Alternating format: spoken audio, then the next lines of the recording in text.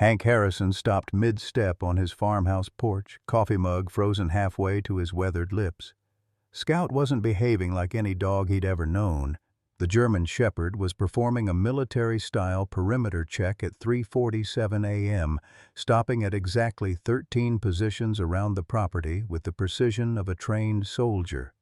Maggie O'Sullivan's scream pierced the Tennessee night from across the fence line, her porch light flickering on as she stumbled backward against her door.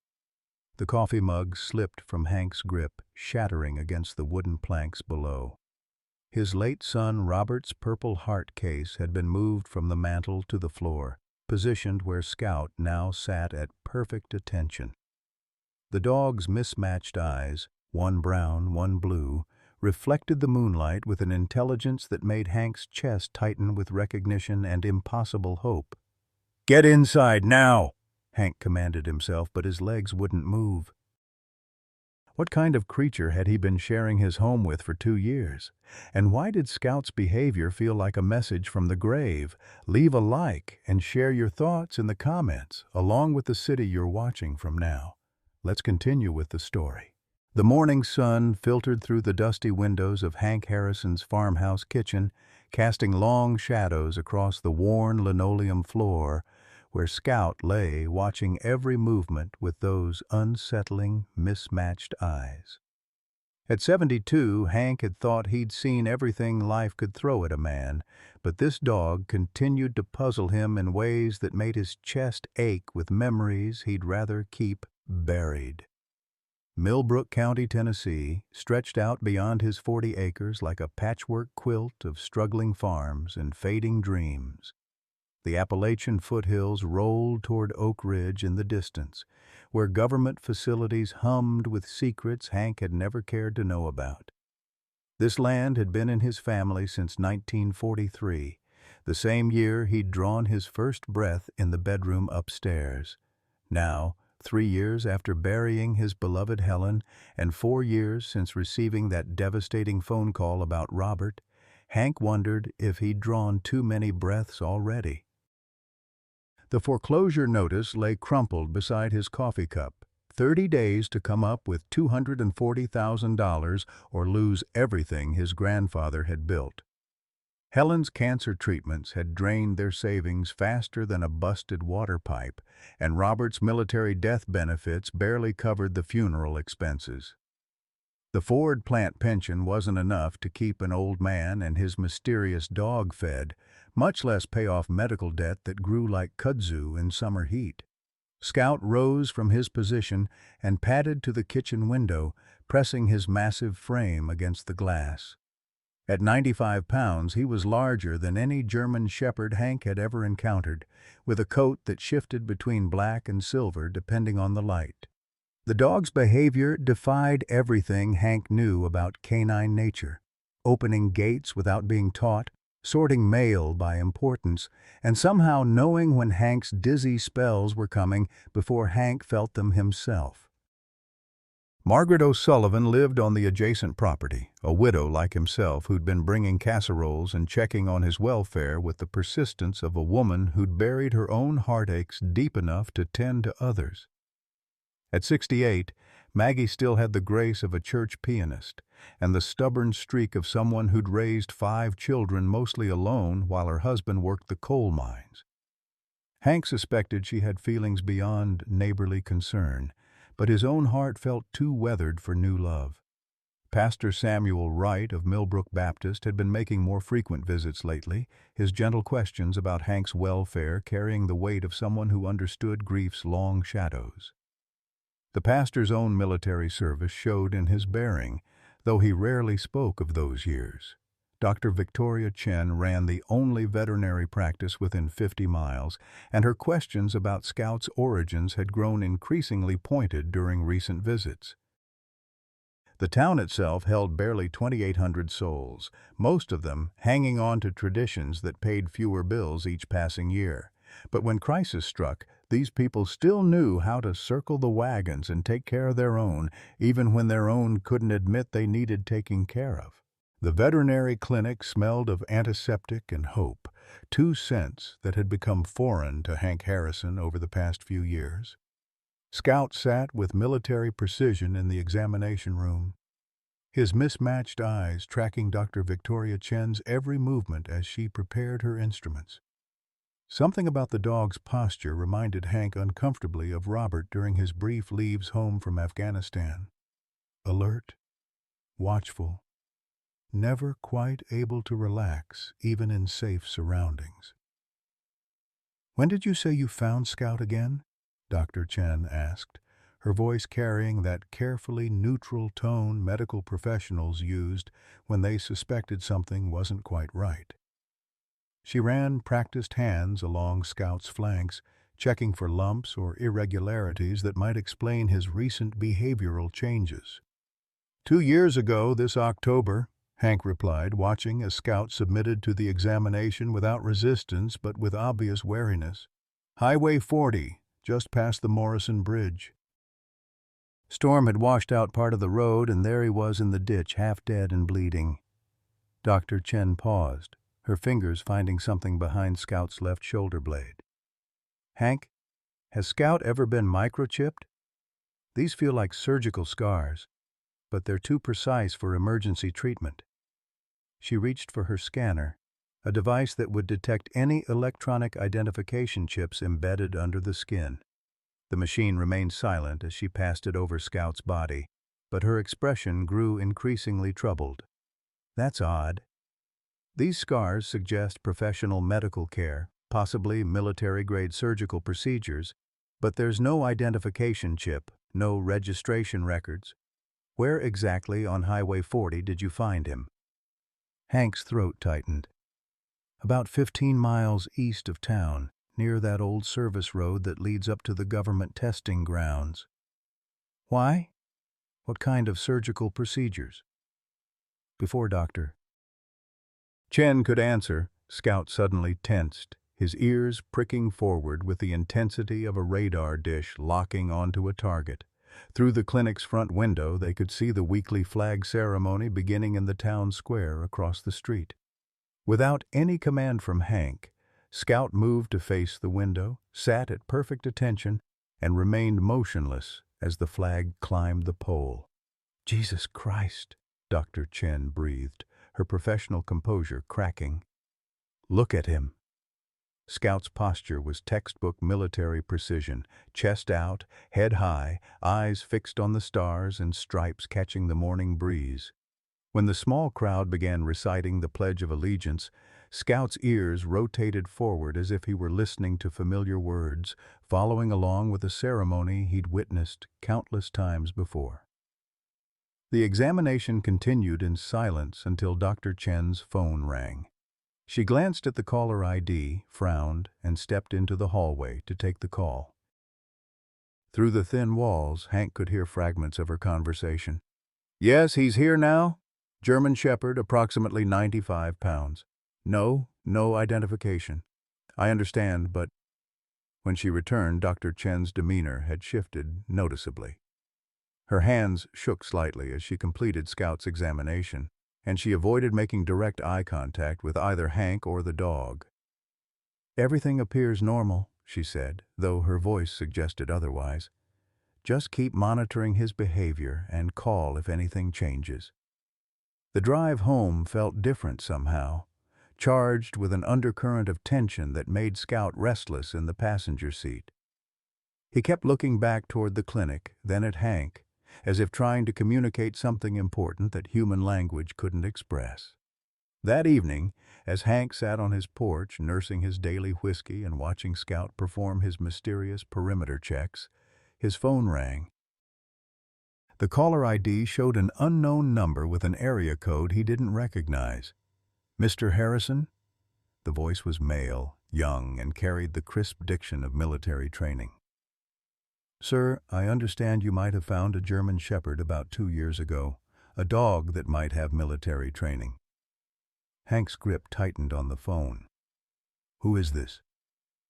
"My name is David Chen, sir. I was Sergeant David Chen, stationed at Fort Campbell. The dog you found, his name might be Scout, but his real name is Rex. Sir, he's my partner, and I've been looking for him for 2 years." At the sound of the caller's voice, Scout's ears shot forward with an intensity Hank had never seen. The dog moved closer to the phone, his tail beginning to wag with recognition, his whole body trembling with excitement. "Son, I don't know what you're talking about," Hank said carefully, but his heart was already sinking. "This is just a stray dog I found injured on the highway." "Mr. Harrison, please." Rex was trained for special operations. He went missing during a training exercise near Oak Ridge 2 years ago. I've been tracking reports of German Shepherds in the area ever since. Sir, that dog saved my life more times than I can count overseas, and I can't stop looking for him until I know he's safe." Hank looked at Scout, who was now standing at attention, his mismatched eyes fixed on the phone with laser intensity. The pieces of a puzzle Hank hadn't even known existed began falling into place. Scout's military precision, his knowledge of commands, his reaction to the flag ceremony. "David," Hank said slowly, testing the name. Scout's entire body went rigid, his tail wagging so hard his whole rear end shook. "If this dog means so much to you, son, why didn't you report him missing through proper channels? Why are you calling a civilian 2 years later?" The silence on the other end stretched long enough that Hank thought the connection had been lost. When David finally spoke, his voice was thick with emotion. "Because I went AWOL to look for him, sir. Rex isn't just military property to me, he's family.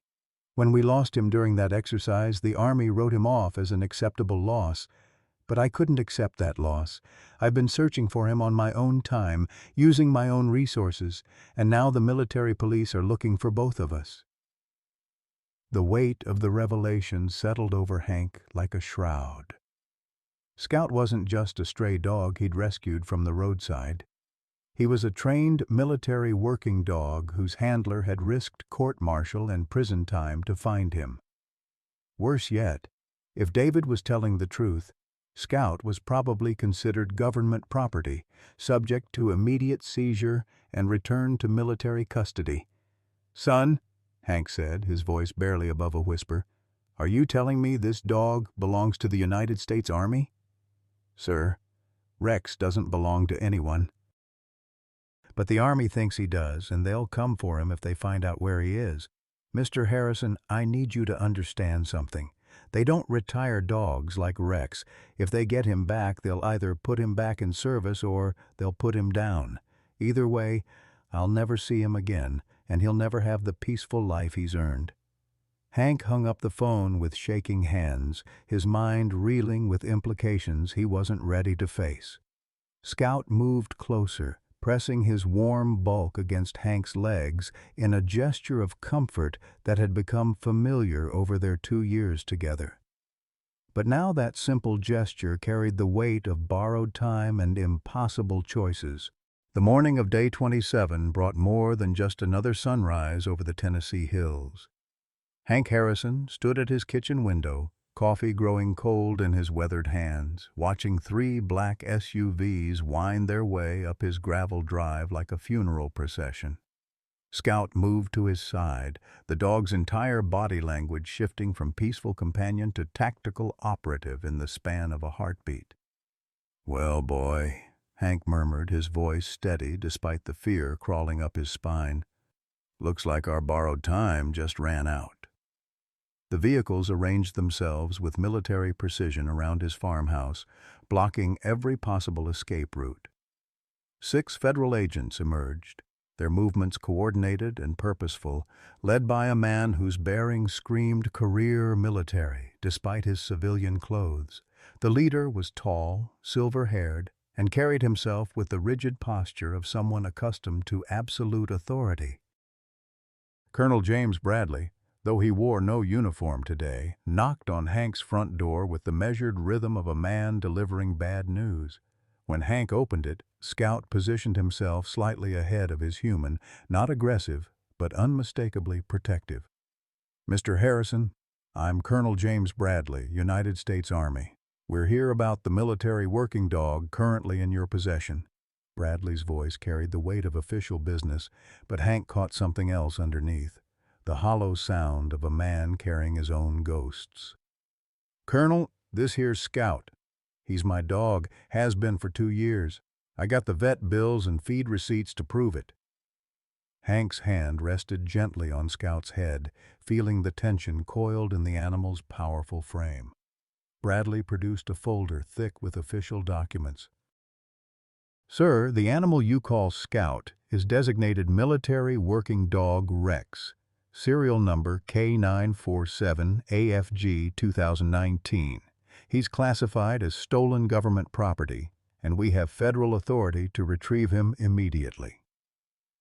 The words hit Hank like physical blows, each syllable driving home the reality he'd been trying to avoid since David Chen's phone call. Scout wasn't just his companion. He was evidence of a crime Hank hadn't even known he was committing. "Stolen?" Hank's voice cracked with indignation. "I found this dog bleeding and half dead in a ditch. Spent my own money nursing him back to health, gave him a home when nobody else wanted him. That ain't stealing, that's Christian charity." Colonel Bradley's expression softened almost imperceptibly.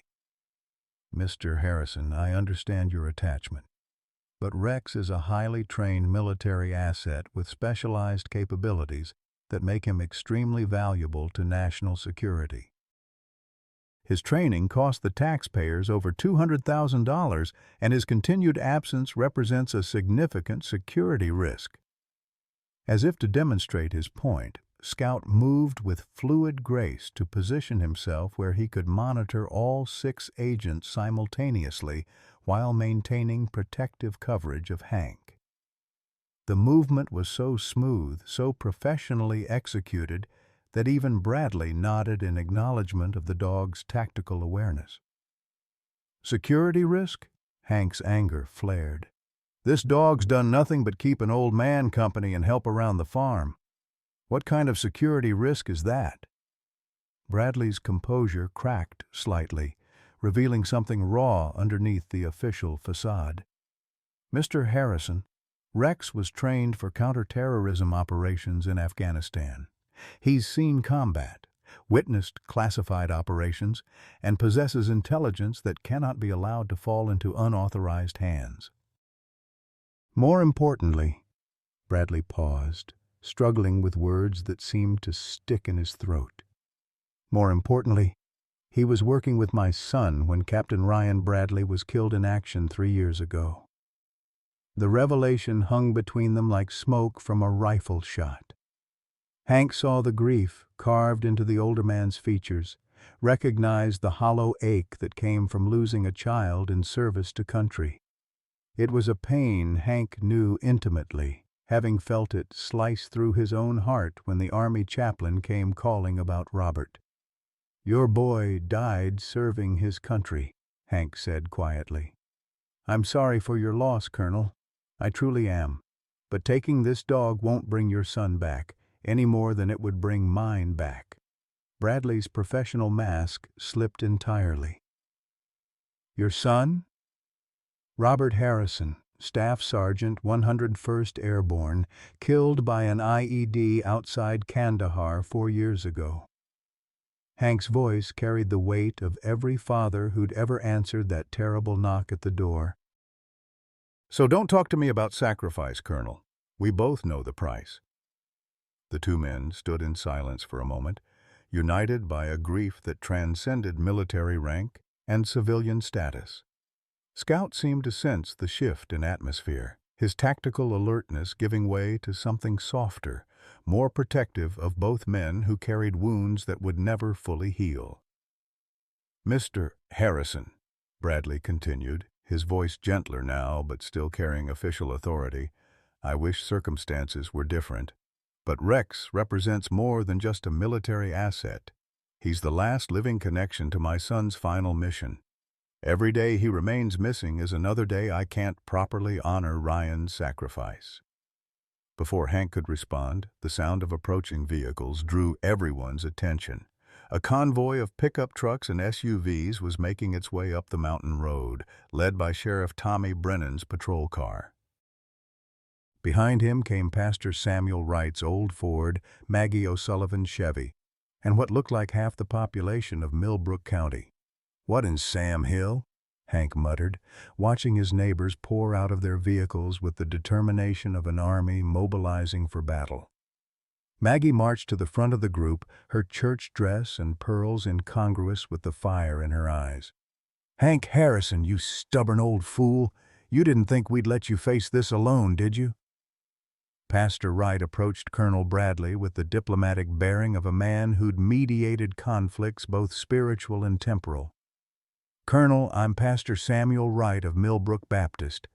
With respect, sir, this community has watched Hank and Scout for 2 years. That dog has been nothing but a blessing to our town." "Pastor, this is a matter of national security," Bradley replied, though his voice lacked its earlier conviction. "I appreciate your concern for Mr. Harrison, but federal law supersedes local sentiment." Sheriff Brennan stepped forward, his hand resting casually on his service weapon. "Colonel, I've got nothing but respect for the military, but you're in my county now. These folks have rights, and I'm sworn to protect them." The standoff that had begun as a simple property retrieval was rapidly escalating into something much larger and more complex. Colonel Bradley found himself facing not just one stubborn old man, but an entire community willing to stand between the federal government and one of their own. Scout, as if sensing the rising tension, moved to a position where he could see everyone present. His behavior was remarkable, alert and ready, but showing no aggression toward anyone. He seemed to understand that violence would solve nothing and help no one. "Colonel," Hank said, his voice carrying the authority of a man who'd worked hard and lived honestly his entire life, "I'll make you a deal. You show me legal papers that prove this dog was stolen rather than abandoned, and you show me evidence that he's a danger to anyone in this community. Do that, and we'll talk." Bradley looked around at the assembled faces, weathered farmers, shop owners, retirees, and young families all united in their determination to protect one of their own. He was a career military officer facing the very people he'd sworn to serve and protect, and they were looking at him like he was the enemy. "Mr. Harrison, the paperwork is in order, but the question of danger—" Bradley hesitated, watching Scout's calm, protective demeanor. "Rex is trained to be lethal when circumstances require it. His loyalty is absolute, which makes him both invaluable and potentially dangerous if that loyalty is misplaced." "Misplaced?" Maggie's voice carried the sharp edge of a woman who'd raised 5 children and buried 1 husband. "That dog's shown nothing but love and loyalty to this community."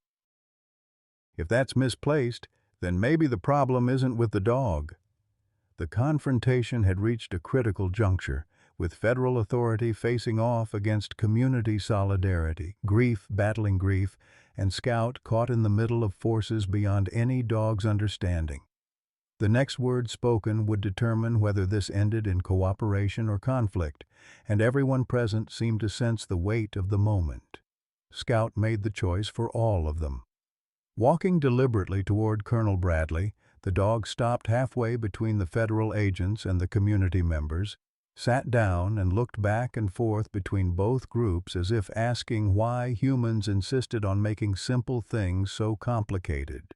The siege of Hank Harrison's farm entered its 2nd day with the arrival of news vans from Knoxville, Nashville, and Atlanta. What had begun as a simple federal asset retrieval had exploded into a national story. Elderly veteran fights government for right to keep dog. Scout seemed remarkably calm amid the chaos, maintaining his protective watch over Hank while showing curious interest in the media equipment scattered across the front yard. Margaret O'Sullivan had transformed her kitchen into a command center, coordinating food deliveries, managing media requests, and fielding calls from supporters across the country. Her dining room table groaned under the weight of casseroles, sandwiches, and coffee urns donated by neighbors who understood that some battles required sustained effort. "Channel 5 wants an exclusive interview," Maggie called to Hank through his screen door. and somebody from the governor's office called asking about the situation. "Hank, honey, this thing's gotten bigger than any of us expected." Inside the farmhouse, Hank sat in his father's old recliner with Scout pressed against his legs, both of them watching the circus outside through curtains that hadn't been drawn in years. The irony wasn't lost on him. He'd spent the past 3 years avoiding people, and now half the state was camped in his front yard trying to help him. Pastor Samuel Wright knocked gently before entering, carrying a fresh pot of coffee and the kind of expression that meant serious conversation was coming. "Hank, I need to tell you something, and I should have told you sooner. Pastor, if this is about accepting Jesus as my personal Savior, I think we're a little past that point." Hank's attempt at humor couldn't hide the exhaustion in his voice. "No, son, this is about something else entirely." Samuel's voice carried the weight of confession. "I wasn't completely honest about my background. Before I came to Millbrook Baptist, I was a military chaplain. Spent 8 years ministering to soldiers and their working dogs at various installations." Scout's ears perked up at the mention of military dogs, and he studied Pastor Wright with new interest. "During my service, I saw things that troubled my conscience deeply. The way some military working dogs were treated, discarded when they became inconvenient, euthanized when they could have been retired to loving homes. When I left the military, I made a promise to myself and to God that I'd help any of those animals that crossed my path." Hank felt something cold settle in his stomach. "Pastor, what exactly are you telling me?" "I'm telling you that there's a network of people, veterans, civilians, religious folks, who've been quietly helping military working dogs find peaceful retirements when the government won't provide them. We call it an underground railroad of sorts. And Hank, Scout isn't the first dog I've helped disappear into a better life." Before Hank could process this revelation fully, Dr. Victoria Chen burst through the front door without knocking, her usually composed demeanor shattered by obvious distress. "Hank, we need to talk. Now. Privately." She glanced meaningfully at Pastor Wright, who nodded and excused himself. When they were alone except for Scout, Victoria's professional facade crumbled entirely. "I've been lying to you, Hank, about everything." Tears streamed down her face as she struggled with words that seemed to tear at her throat. "My real name is Victoria Chen Mitchell. My brother was Corporal James Mitchell, and he died in Afghanistan 3 years ago, serving as a military dog handler." Scout's reaction was immediate and startling. He rose from his position beside Hank and approached Victoria with recognition and something that looked remarkably like grief. The dog pressed against her legs, whining softly, as if offering comfort to someone he remembered. "James was Scout's original handler," Victoria continued, her voice breaking. "They served together for 18 months before James was killed in an IED attack. Scout tried to save him, tried to drag him to safety, but the injuries were too severe. My brother died holding Scout's collar, and his last words to the medics were, 'Take care of my dog.'" Hank felt the world shifting beneath his feet as pieces of a puzzle he'd never known existed began falling into place.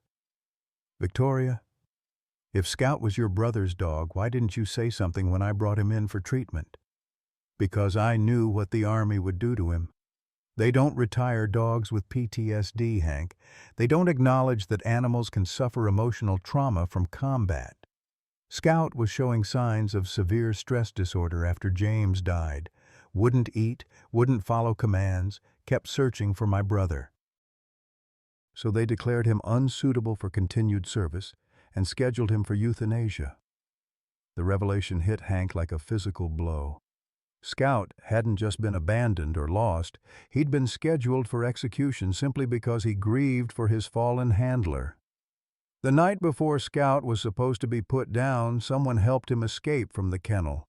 I always suspected it was one of the other handlers who couldn't stomach what was about to happen. For 2 years, I've been watching veterinary reports, hoping against hope that he'd survived and found a good home. Scout seemed to understand the conversation, moving between Victoria and Hank as if trying to bridge the gap between his past and present. His behavior showed clear recognition of Victoria, but also unwavering loyalty to Hank. When you brought him in for that first examination, I knew immediately who he was, but I also saw how much you both needed each other. So I kept his secret, falsified his records, and prayed that no one would come looking for him. Outside, the crowd of supporters had grown to nearly 300 people, including veterans from across the Southeast who'd driven hours to stand with one of their own. A GoFundMe campaign had raised over $180,000 in 36 hours, money earmarked for Hank's medical bills and legal defense. But the government pressure was intensifying as well. Colonel Bradley had been joined by federal marshals, and legal documents were being prepared to seize Scout under eminent domain laws if necessary. The financial offer had increased to $2.3 million, enough to save Hank's farm and provide for his medical care for the rest of his life. The moral complexity of the situation was tearing at everyone involved. Colonel Bradley had revealed his own connection to the case. His son, Ryan, had served with James Mitchell and had written letters home praising the courage and loyalty of the military working dogs in their unit. Ryan's final letter had specifically mentioned Scout's heroism in trying to save James. "The dog your brother worked with is something special, Dad," Ryan had written. "He's got more courage and loyalty than most humans I know.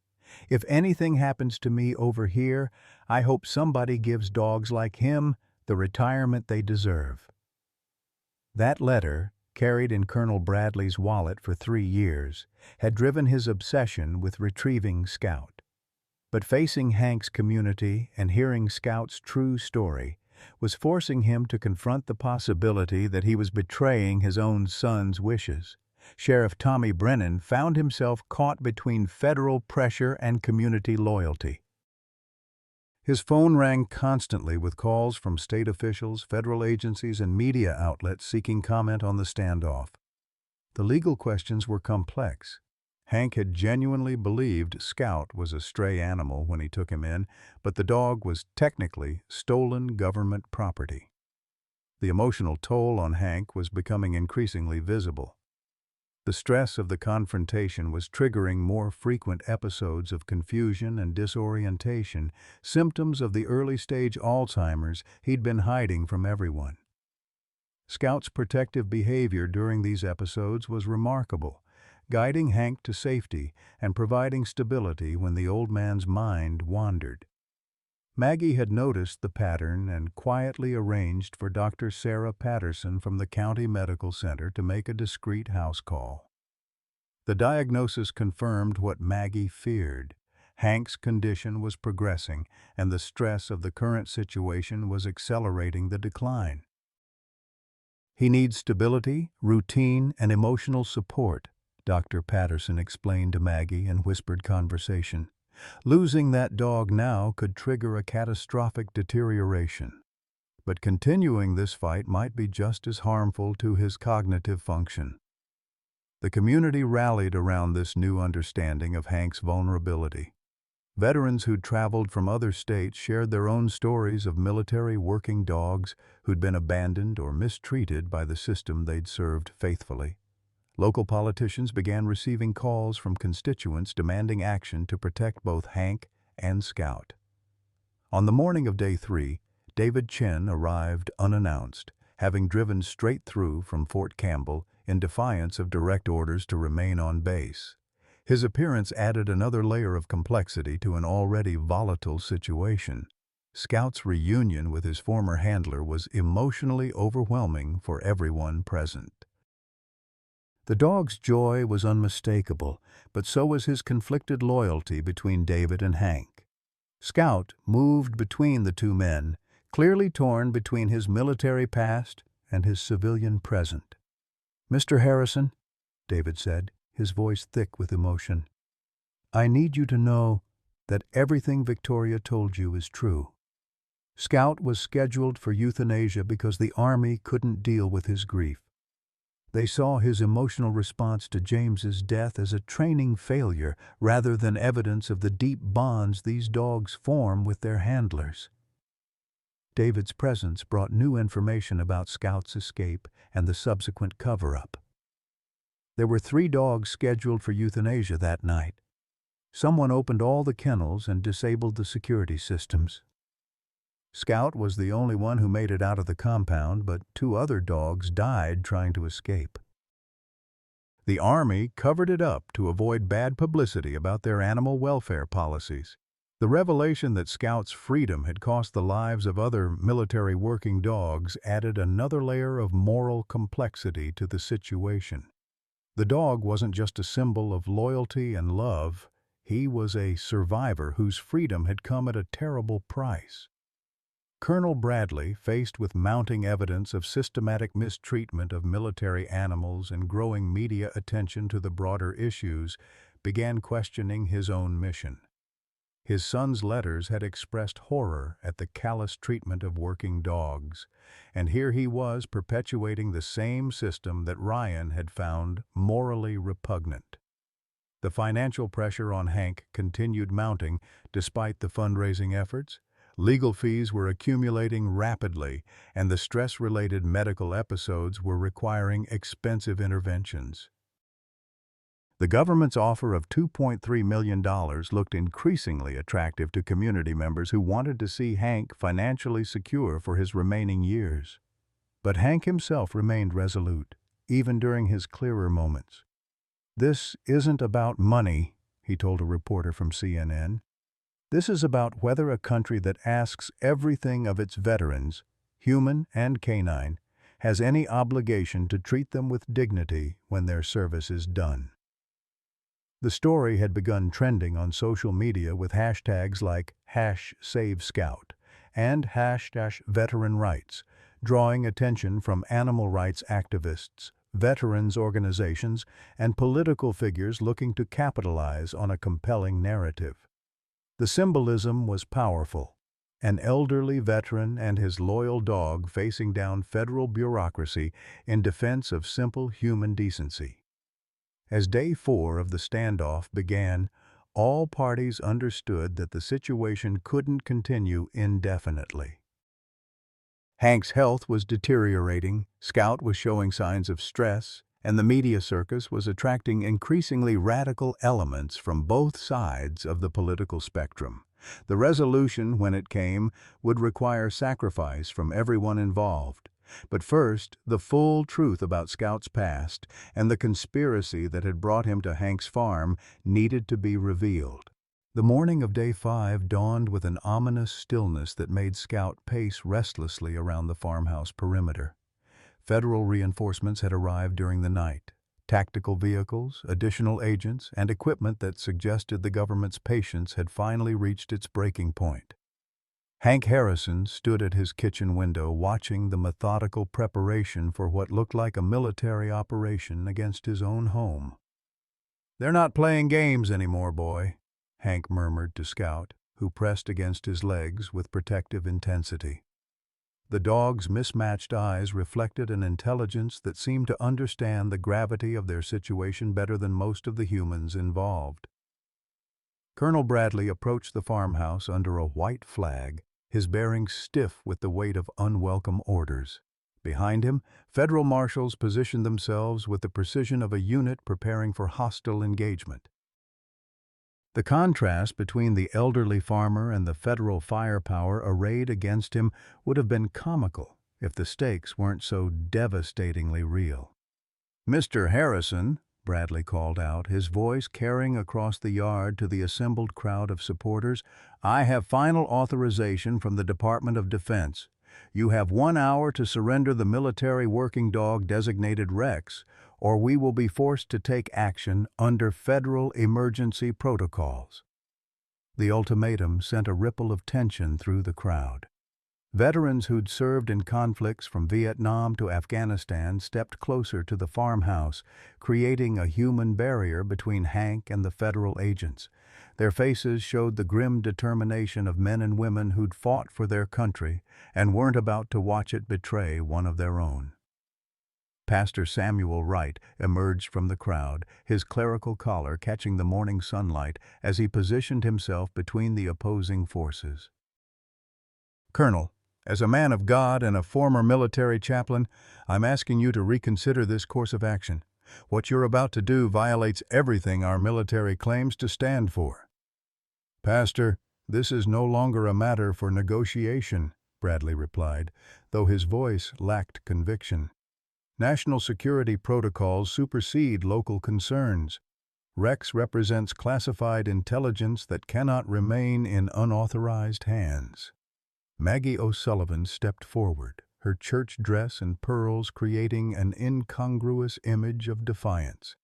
"Colonel Bradley, I've been on the phone with Senator Patricia Morrison's office all morning.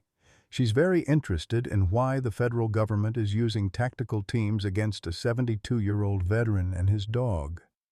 The mention of political oversight caused visible discomfort among the federal agents. Media attention had transformed a simple asset retrieval into a public relations nightmare, with social media campaigns generating hundreds of thousands of signatures on petitions demanding Scout's freedom. Inside the farmhouse, Hank experienced another episode of confusion, his Alzheimer's symptoms triggered by the overwhelming stress. He found himself calling for Helen, asking her to help him understand why soldiers were surrounding their home. Scout's response was immediate and remarkable.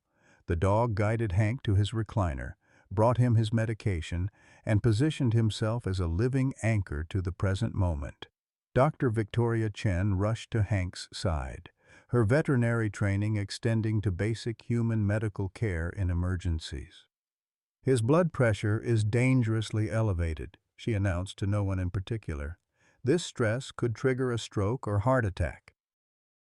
"Colonel, you could be responsible for killing the very man you claim to be protecting." The medical crisis created a momentary pause in the confrontation, but Colonel Bradley's orders were clear and non-negotiable. "Ma'am, we have medics standing by. Mr. Harrison will receive the best possible care, but the animal must be secured immediately." What happened next would be debated in congressional hearings for months afterward. Scout, seeming to sense that violence was imminent and that his presence was endangering everyone he'd learned to love, made a decision that transcended normal canine behavior. The dog walked deliberately toward the federal agents, moving with the measured pace of a soldier approaching a commanding officer. Halfway across the yard, he stopped, turned back to look at Hank one final time, then sat down in perfect military posture and waited. "Jesus Christ," whispered David Chen, who'd been watching from the crowd. "He's surrendering himself to protect everyone else." The image of Scout's voluntary surrender was captured by dozens of cameras and would become one of the most powerful photographs of the decade. A German shepherd with mismatched eyes choosing sacrifice over safety, loyalty over self-preservation. Colonel Bradley approached Scout with obvious reluctance, his hand moving toward the restraint equipment his team had prepared. As he knelt beside the dog, Scout looked up at him with an expression that seemed to ask why humans found it so difficult to choose love over duty. "Colonel?" a voice called from the edge of the crowd. "Before you take that dog, there's something you need to know." The speaker was a woman in her 60s. Well-dressed, but with the bearing of someone accustomed to authority. She approached with the confidence of someone who knew her words carried weight. "My name is Senator Patricia Morrison, and I've been following this situation with great interest." "Colonel Bradley, I need you to understand that your actions here today are being watched by the entire country. The military's treatment of its working animals has become a matter of national political importance." Senator Morrison's arrival changed the entire dynamic of the confrontation. Her presence meant that whatever happened next would have consequences reaching far beyond Millbrook County. Senator, with respect, this is a military matter involving classified assets, Bradley replied, though his voice carried less authority than before. Colonel, classified assets don't capture the public imagination the way this story has. Save Scout has been trending nationally for 3 days. The military's public relations department is receiving thousands of calls demanding answers about animal welfare policies. This has become bigger than asset retrieval. As if summoned by the senator's words, another vehicle arrived, a black sedan with government plates carrying 2 men in expensive suits. Their arrival caused immediate concern among the federal agents, suggesting that even higher authority was now involved. The taller of the 2 men approached Colonel Bradley with the bearing of someone accustomed to giving orders that weren't questioned. Colonel, I'm Assistant Secretary of Defense Michael Thompson. We need to discuss your mission parameters immediately. The conference that followed was conducted in hushed tones, but the body language of the participants suggested dramatic changes in the government's position. Colonel Bradley's posture shifted from confident authority to obvious discomfort as he received new instructions. During this delay, Scout remained in his position of surrender, neither approaching the federal agents nor returning to Hank.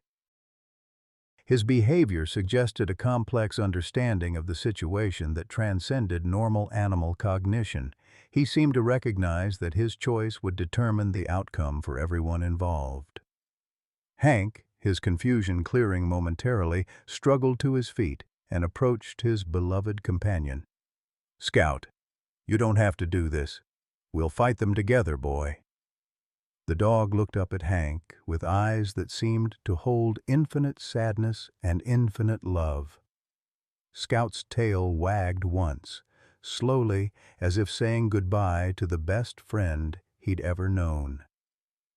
"Mr. Harrison," Assistant Secretary Thompson approached with documents in hand, "we have a proposal that might resolve this situation to everyone's satisfaction. The Department of Defense is prepared to offer you an experimental settlement under a new program for military working dog retirement." The proposal was complex but revolutionary. Scout would be officially retired from military service with full honors, becoming the first military working dog to receive veteran status. Hank would be designated as Scout's official civilian caretaker, with government funding for the dog's medical care, and Hank's own veteran benefits enhanced to cover his Alzheimer's treatment. In exchange, Scout would participate in a pilot program studying the therapeutic benefits of retired military working dogs for veterans with PTSD and other service-related conditions. The program would be based at Hank's farm, bringing other veterans and retired military animals together for mutual healing. The financial compensation would be substantial, Thompson continued, enough to secure your farm, cover your medical expenses, and fund the research program.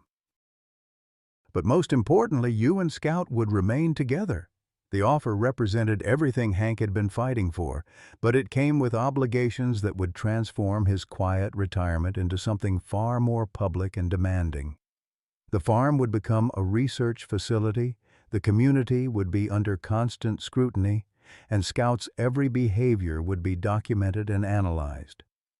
Colonel Bradley, his own role in the confrontation now dramatically altered, approached Hank with something approaching apology in his bearing. "Mr. Harrison, I want you to know that learning Scout's true story has changed my understanding of this entire situation. My son Ryan would have wanted this dog to live in peace, not return to service. The admission represented a complete reversal of everything Bradley had fought for over the past 5 days. His grief-driven obsession with retrieving Scout had been transformed into recognition that honoring his son's memory meant ensuring Scout's freedom. As the various parties discussed the details of the proposed settlement, Scout remained in his position between the federal agents and his chosen family. His behavior continued to demonstrate the remarkable intelligence and moral reasoning that had made him such an effective military working dog, and such a beloved companion. The resolution of the immediate crisis seemed within reach, but the true test would come in the implementation of promises made under pressure. Government commitments had a way of disappearing once media attention moved on to other stories. 3 weeks after the federal agents disappeared from Millbrook County, taking their promises and legal documents with them, Hank Harrison discovered the true cost of trusting government assurances. The experimental retirement program had evaporated as quickly as morning mist, leaving behind only bureaucratic silence and the bitter taste of betrayal. Scout lay motionless on the veterinary examination table at Dr. Victoria Chen's clinic, his breathing shallow and labored. The mysterious illness had struck without warning, robbing the magnificent German Shepherd of his strength and vitality within days. His mismatched eyes, once so alert and intelligent, now stared at nothing with the glassy fixation of approaching death. "I don't understand it," Victoria said, her voice thick with professional frustration and personal grief. "His blood work shows traces of compounds I can't identify. This isn't a natural illness, Hank. Someone did this to him deliberately." Hank's weathered hands trembled as he stroked Scout's head, feeling the heat of fever burning through the dog's fur. At 72, he'd buried a wife, a son, and countless dreams, but the prospect of losing Scout felt like losing the last piece of his soul that still functioned. "They promised," Hank whispered, his voice breaking on the words. "They gave their word in front of God and everybody that Scout would be free. They lied to us, Victoria. They lied to the whole damn world." The truth had emerged slowly, piece by terrible piece. Assistant Secretary Thompson's experimental program had never existed beyond the press releases designed to end the media crisis. The retirement papers were worthless bureaucratic theater, void the moment cameras stopped rolling. Scout remained classified as stolen government property, subject to immediate seizure whenever convenient. But the government's patience for public relations had apparently expired. Rather than endure another confrontational retrieval, someone had chosen a more subtle approach. Scout's food had been contaminated during a routine delivery to the farm, the poison carefully calibrated to appear like natural illness until it was too late for treatment. "Dr. Chen," a voice called from the clinic's front door. "We need to speak with you immediately." Victoria's face went pale as she recognized the federal agents who'd been conspicuously absent since the supposed settlement. The same men who'd promised Scout's freedom now stood in her clinic with warrant folders and the cold efficiency of people cleaning up loose ends. "Ma'am, we have authorization to seize the military working dog designated Rex for immediate transport to a secure facility where he can receive appropriate medical care," the lead agent announced, producing documents with impressive federal seals. "He's dying," Victoria said flatly. "Moving him now will kill him for certain. That's a risk the Department of Defense is prepared to accept. National security concerns override individual animal welfare considerations." Hank felt something snap inside his chest, a sound like dry kindling breaking under too much weight. The last 3 years had taught him that loss was the only constant in life. But this betrayal cut deeper than grief. They weren't just taking Scout. They were stealing the dying dog's final moments of peace and comfort. "You sons of bitches," Hank said, his voice carrying the accumulated rage of every disappointment life had handed him. "You gave your word. In front of cameras, in front of witnesses, you promised this dog would live free. Now you're here to steal his last breath." Scout stirred slightly at the sound of Hank's voice, his tail managing one feeble wag of recognition.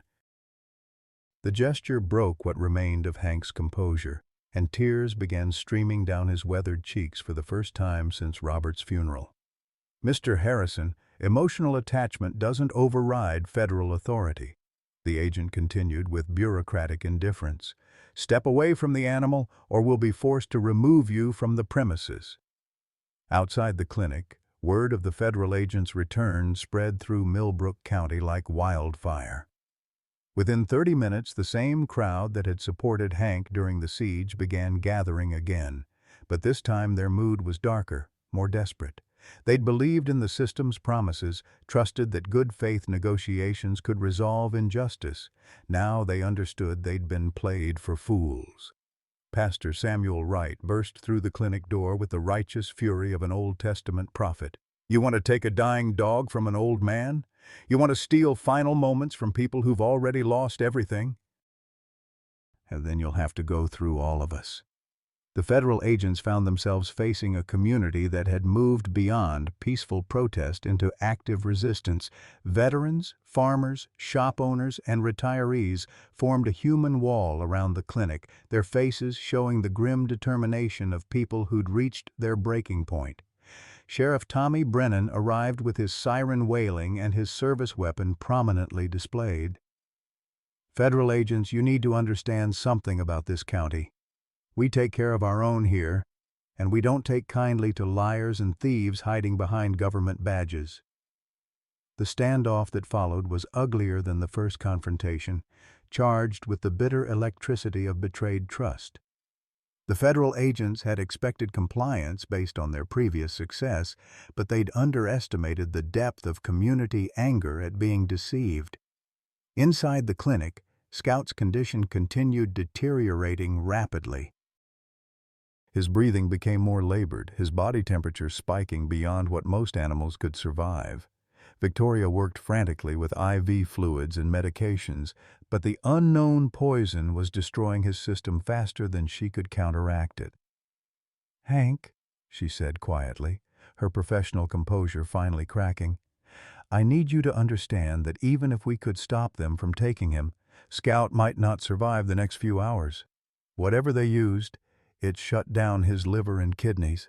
I'm so sorry." The words hit Hank like physical blows, each syllable driving home the reality he'd been trying to avoid. Scout wasn't just dying, he was being murdered by the same government that had decorated him for valor, the same system that had promised him peace in return for faithful service. Maggie O'Sullivan squeezed through the crowd around the clinic, her face streaked with tears and her voice thick with emotion. "Hank, honey, Channel 5 is here again. They want to broadcast Scout's final moments live, show the whole country what these bastards are really doing." The prospect of turning Scout's death into media spectacle felt obscene to Hank, but he understood the strategic value. If Scout had to die, at least his death could expose the cruelty and dishonesty that had killed him. Maybe other military working dogs could be saved if people saw the truth about government promises. "Set up the cameras," Hank said, his voice hollow with defeat. "Let the whole world watch them steal a dying dog from an old man. Let them see what honor means to these people." As television crews prepared to broadcast Scout's final hours, federal agents made increasingly desperate attempts to seize him. Legal documents flew back and forth, court orders were filed and appealed, and lawyers descended on Millbrook County like vultures sensing carrion. But Scout's condition had progressed beyond the point where transportation was possible. Even the federal agent's veterinary consultant admitted that moving the dog would guarantee his immediate death. They were reduced to waiting for Scout to die naturally so they could claim his body for classified disposal. The entire situation had devolved into something surreal and nightmarish. A dying war hero surrounded by federal agents eager to steal his corpse, while cameras broadcast his suffering to a horrified nation. Social media exploded with outrage, congressional offices were flooded with calls demanding justice, and protest demonstrations began forming in major cities. Through it all, Scout remained focused on Hank, with the unwavering loyalty that had defined his entire life. Even as poison ravaged his body and government agents circled like sharks, The dog's primary concern seemed to be comforting the old man who'd given him 2 years of peace and love. "I'm sorry, boy," Hank whispered, his face pressed against Scout's fur. "I couldn't protect you. I failed you just like I failed Robert and Helen. I'm just a broken-down old man who can't keep the people he loves safe." Scout's response was barely perceptible, a slight movement of his head that brought his nose closer to Hank's face, and one final gentle lick across the old man's cheek. It was a gesture of forgiveness and love that said everything that needed saying between them. As Scout's breathing grew shallower and his pulse weakened, the federal agents moved closer to the examination table, preparing to claim their prize the moment life left his body. Their eagerness to possess even Scout's corpse revealed the depth of institutional cruelty that had driven this entire tragedy. The betrayal was complete, the promises revealed as lies, and the greatest military working dog of his generation was dying surrounded by the very people he'd served faithfully. Justice had been perverted into vengeance, and honor had been sacrificed on the altar of bureaucratic convenience. The miracle began with the sound of Scout's tail thumping weakly against the examination table, a rhythm that shouldn't have been possible for a dog the veterinarians had pronounced beyond saving. Dr. Victoria Chen's hands froze over the syringe she'd been preparing for Scout's final injection, her eyes widening as she watched his vital signs strengthen rather than fade. "That's impossible," she whispered, checking the monitors that had shown organ failure just minutes before. "His kidney function is improving. His liver enzymes are dropping. This shouldn't be happening." Hank Harrison looked up from where he'd been cradling Scout's head, his weathered face streaked with tears that had seemed like final goodbyes. "What are you saying, Doc?" "I'm saying Scout isn't dying anymore. Whatever was in his system seems to be neutralizing itself. His body temperature is normalizing, his breathing is stronger, and his blood pressure is stabilizing." Victoria's voice carried the wonder of someone witnessing something that defied medical explanation. The federal agents who'd been hovering like vultures over Scout's anticipated corpse stepped back in confusion, their legal documents for seizing his body suddenly irrelevant. Their entire strategy had been predicated on claiming Scout after natural death, avoiding the public relations nightmare of forcibly removing a healthy dog. Outside the clinic, the crowd that had gathered to witness Scout's final moments erupted in celebration. News of his unexpected recovery spread through social media faster than wildfire, transforming a story of government betrayal into something that felt like divine intervention. But the true miracle wasn't Scout's recovery. It was what Victoria discovered when she ran additional blood tests to understand his sudden improvement. Hidden in Scout's medical file, buried beneath layers of falsified records, was a letter that would change everything anyone thought they knew about this case. "Hank," Victoria said, her voice trembling as she read the handwritten pages, "this letter is from my brother James. He wrote it the night before he died in Afghanistan. And somehow, Scout has been carrying it all this time." The letter was tucked inside a waterproof pouch sewn into Scout's collar lining, invisible unless you knew exactly where to look. James Mitchell's final words to his family revealed truths that no one, not the federal agents, not Colonel Bradley, not even Victoria, had suspected.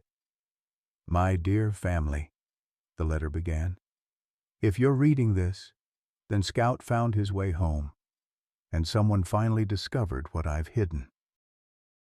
What I'm about to tell you will sound impossible, but every word is the truth that cost me my life." James's letter revealed that Scout had witnessed war crimes committed by a private military contractor working alongside regular Army units in Afghanistan. American personnel had been systematically eliminating Afghan civilians who possessed information about illegal weapons sales, and Scout had been trained to locate and identify the evidence. "Scout isn't just a military working dog," James had written. He's a witness to murder, and the people who killed me are trying to eliminate him before he can somehow reveal what he knows. I've trained him to carry this evidence home to America because I knew they'd never let me live to testify." The poisoning hadn't been random cruelty or bureaucratic elimination of an inconvenient animal.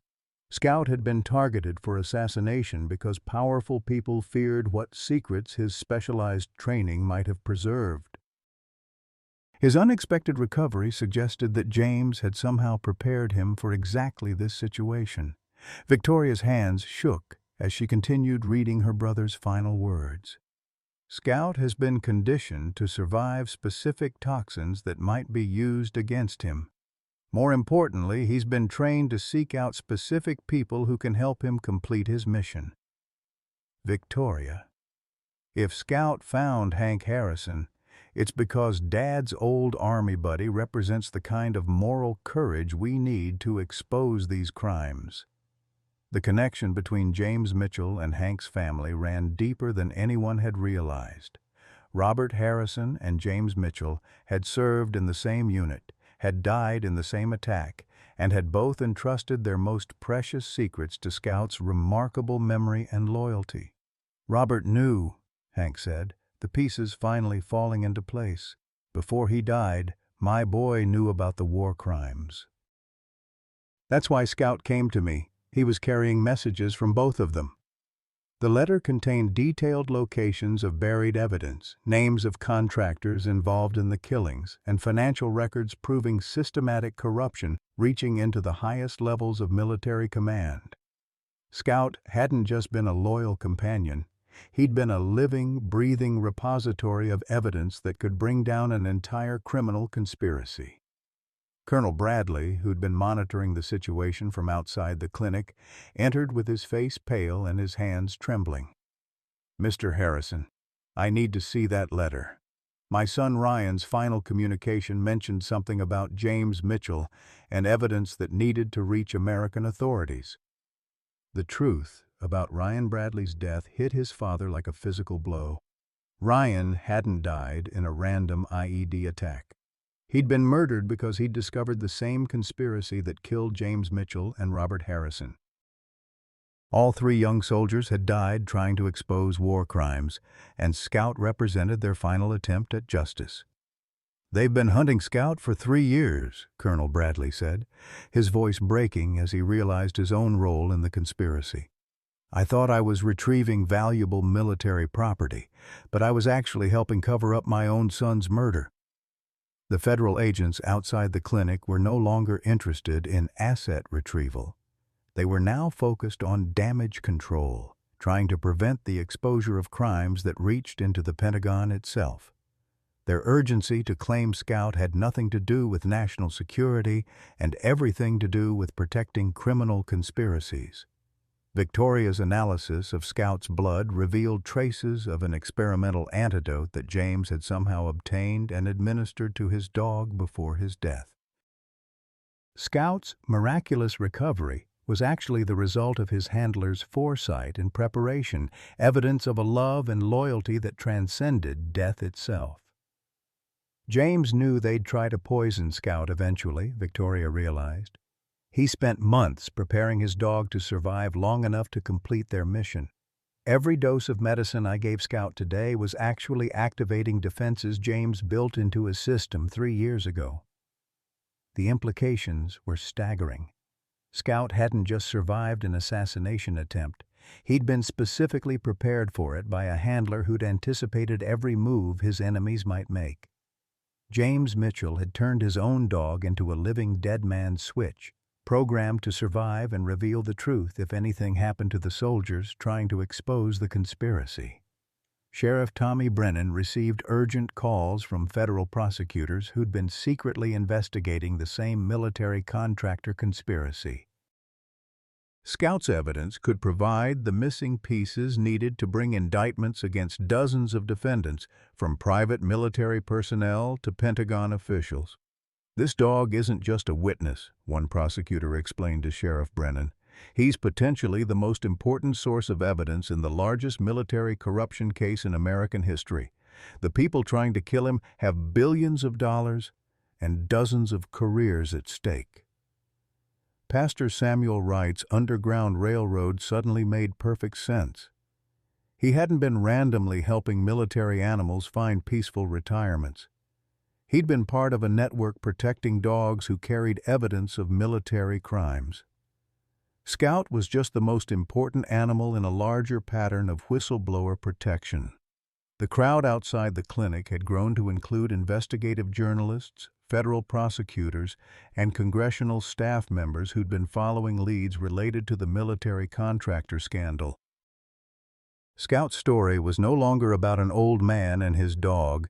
It was about justice for murdered American soldiers and accountability for war crimes. Maggie O'Sullivan coordinated with media outlets to ensure that James Mitchell's letter and Scout's evidence were broadcast simultaneously across multiple platforms, making it impossible for the conspiracy to suppress or discredit the revelations. The truth that 3 young soldiers had died protecting was finally reaching the American people. As Scout's strength continued returning, his behavior changed in subtle but significant ways. He moved with purpose now, no longer just a loyal companion, but a dog with a mission to complete. His training was reasserting itself, not for military operations, but for the delivery of justice his handlers had died protecting. The federal agents who'd been trying to seize Scout found themselves under arrest, charged with obstruction of justice and conspiracy to commit murder. Their orders to eliminate Scout constituted evidence of the very crimes they'd been trying to conceal. Colonel Bradley, faced with the truth about his son's death and his own unwitting participation in covering it up, made a choice that would define his remaining years. He would testify against the conspiracy that had killed Ryan, even if it meant destroying his own military career and facing criminal charges himself. The resurrection of Scout represented more than just a dog's recovery from poisoning. It was the resurrection of truth, justice, and the moral courage that 3 young soldiers had died defending. Their sacrifice was finally being honored, and their evidence was finally reaching the light. 6 months later, the morning sun painted golden streaks across the rolling hills of Millbrook County as Hank Harrison stood on his front porch watching Scout patrol the perimeter of what had become the most famous farm in Tennessee. The German Shepherd moved with renewed purpose and vitality, his mismatched eyes bright with intelligence and contentment. The poison that had nearly killed him seemed like a distant nightmare now, replaced by the peaceful routine of a dog who had finally completed his mission. The farmhouse had been restored with funds from the congressional settlement that acknowledged the government's wrongdoing in the conspiracy case. Every corrupt official involved in the cover-up had been prosecuted, from the private military contractors to the Pentagon officials who'd protected them. Scout's evidence had been instrumental in securing convictions that sent shockwaves through the military-industrial complex. Margaret O'Sullivan emerged from the kitchen carrying 2 cups of coffee, her engagement ring catching the morning light as she handed one to Hank. At 72 and 68, respectively, they'd discovered that it was never too late for new beginnings.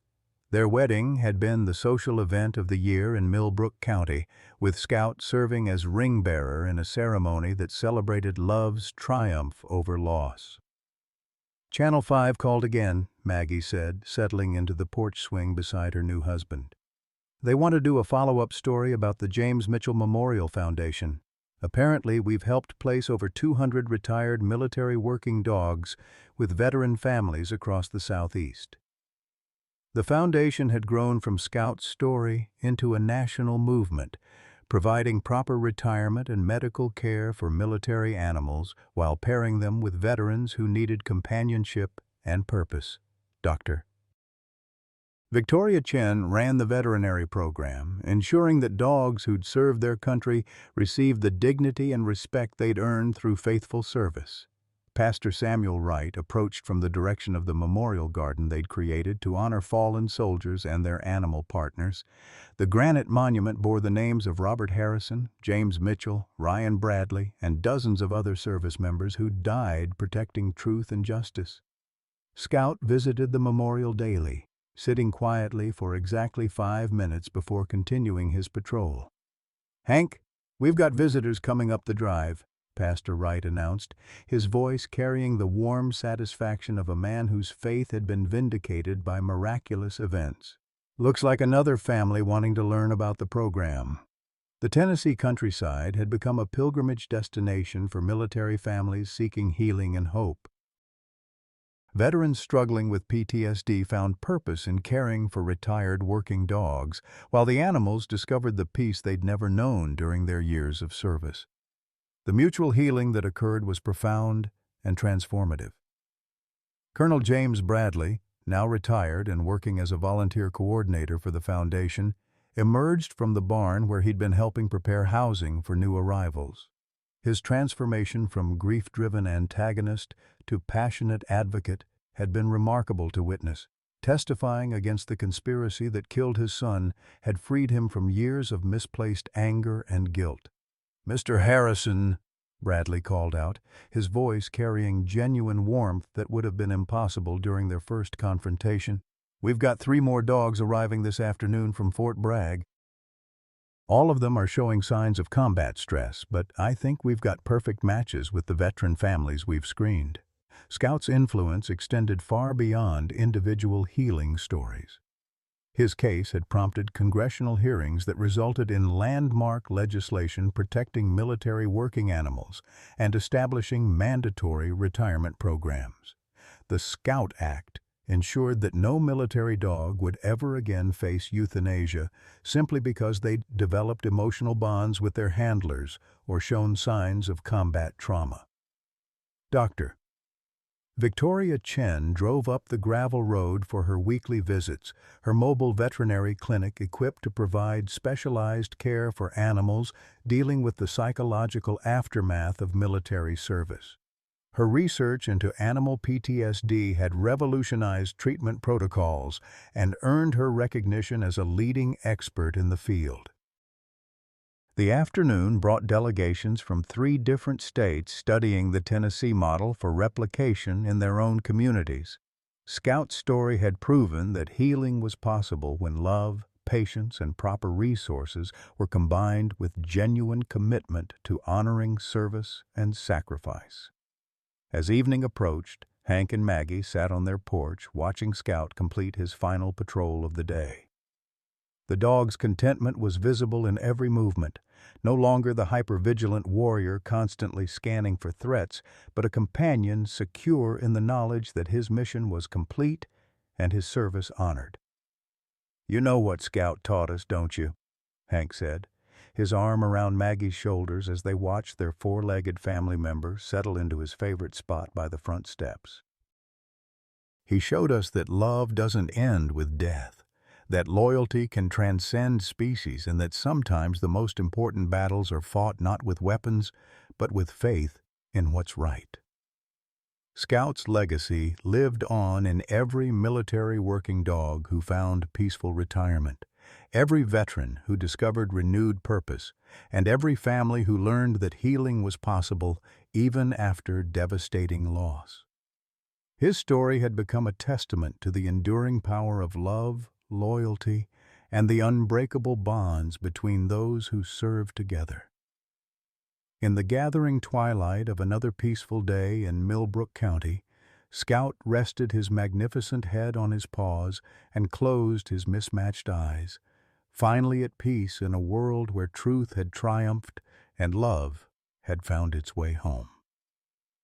Dear friends, Scout's incredible journey reminds us that our most meaningful chapters often begin when we think our story is ending. Like Hank Harrison at 72, many of us have faced the profound loneliness that comes after losing a spouse, watching children move away, or wondering if our best days are behind us. But Scout's story teaches us that purpose and love can find us in the most unexpected ways, even in our golden years. Hank thought he was simply rescuing a wounded dog, but Scout was actually rescuing him, bringing meaning, companionship, and a mission that would touch thousands of lives. At an age when society often sees only decline, Hank became a catalyst for national change, proving that wisdom earned through life's battles becomes our greatest gift to others. Your experience, your capacity for love, your understanding of loss and resilience, these aren't diminishing with age, they're deepening into something more precious than gold. Sometimes what looks like an ending is really just a new beginning, waiting for us to say yes to unexpected blessings. What unexpected companion or purpose has entered your life when you thought your story was ending? How has caring for others, whether human or animal, helped heal your own heart? Please share your stories below. Your words might be exactly what someone else needs to hear today.